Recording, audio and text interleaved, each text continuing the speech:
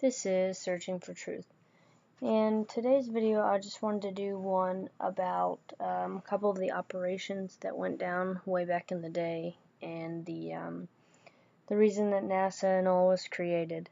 One of the first ones that I wanted to talk about was Operation Teapot. It was right around 1955. It's when they started doing Death Star technology. Basically, Death Star from Star Wars. They kind of are pre-programming us to, I guess, kind of get used to this possibility of something. But more of putting it into a movie, you feel like it's science fiction. When in truth and honesty, back in the 50s, it was science fact.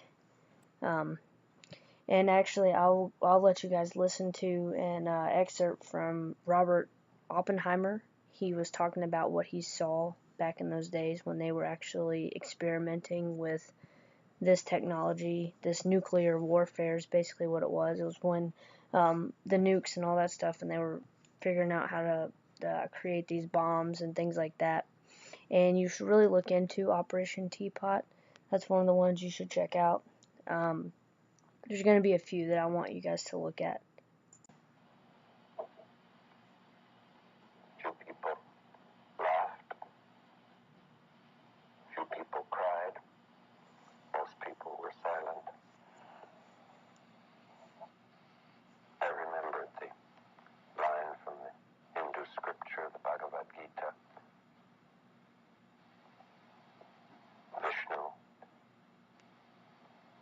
is trying to persuade the prince that he should do his duty, and to impress him takes on his multi-armed form and says, "Now I am become death, the destroyer of worlds." I suppose we all thought that one way or another. Admiral Byrd is another one that you guys need to look into. He did Operation Deep Freeze, which was in 1955 to 56. He also did Operation High Jump, which was one of the first expeditions. He basically flew over the North and South Pole, and he determined that was actually more land past the South Pole than is being explained on our maps. Is Admiral Richard E. Byrd. The North Pole used to be a no man's land, but these are the days when, by buying a ticket on a commercial airliner, you can fly across the North Pole and drink a cocktail at the same time. You know, only 60 or more years ago, about 35 years ago, our guest tonight found out whether there was any land north of the North American continent. He made that first discovery flight, and I must say that Admiral Byrd, our guest tonight, is not only our greatest living explorer, but he's been an inspiration to countless Americans. Admiral Byrd, you've been to both the North Pole and the South Pole. Is there any unexplored land left on this earth that might appeal to adventurous young Americans? Yes, there is.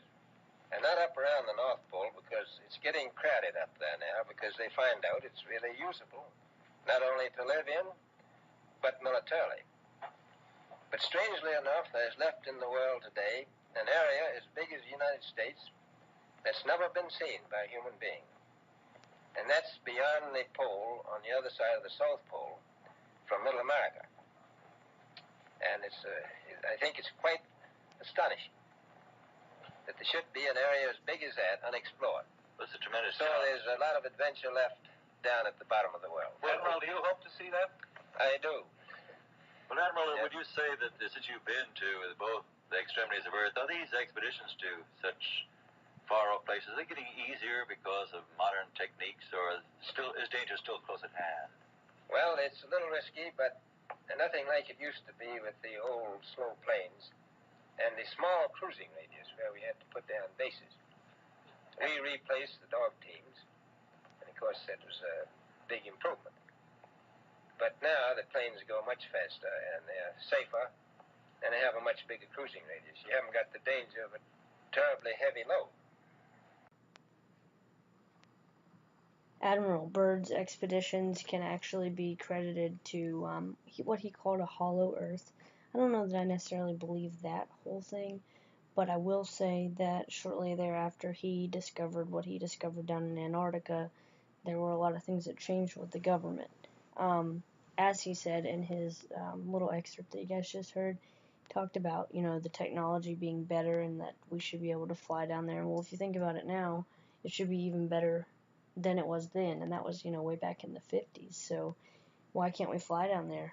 Well, there's a reason for that. It is called the Antarctic Treaty, and it was created in 1959, and it was basically the government and all the countries agreed that no one was allowed down in Antarctica except for military. You guys should check that out. So what's kind of funny too is that Admiral Byrd did all these expeditions, quite a few of them. When you go to look him up, it'll show you a bunch. But he passed away in 1957, and coincidentally, NASA was created in 1958. And NASA brings me on to another topic, Operation Paperclip. It's actually one where the Nazi scientists came over from Nazi Germany, the same Nazi Germany where they did experiments on people and, were really bad. Well, anyway, they came over here and were actually given jobs in NASA.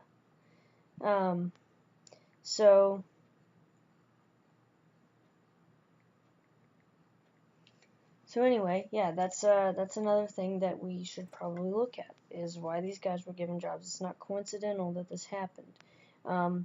They started trickling over here around 1945, and like I said, when NASA was created, these scientists that were doing those things to humans, those terrible things that they did over there, they became NASA scientists. So that's something else that needs to be looked at. Operation Fishbowl. So shortly after Admiral Byrd died, NASA was created, the Antarctic Treaty was created, and then Operation Fishbowl took place.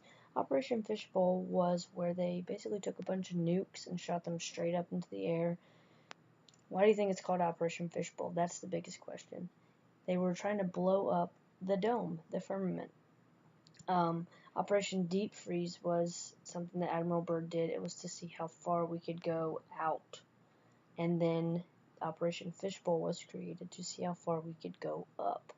There's also another one. I'm not sure if I've done a video on it or not, but I might go back and look and maybe get one out. But how far can we go down? They show the whole mantle and the crust and all that crap that they teach you in science. Well, we're only able to drill 7 miles down. They got to 7 miles down and they cannot drill past it. They've used every bit that they could possibly use, every metal and strength of metals that they could possibly use, and they broke off. They couldn't go further than 7 miles down. So I don't know where they made up this made up fairy tale of what our mantle looks like without being able to actually explore it to tell you and show you what it really looks like. But that's just a side note. Anyway, I appreciate you guys taking the time. That's really all I got for you. Again, thanks for taking the time.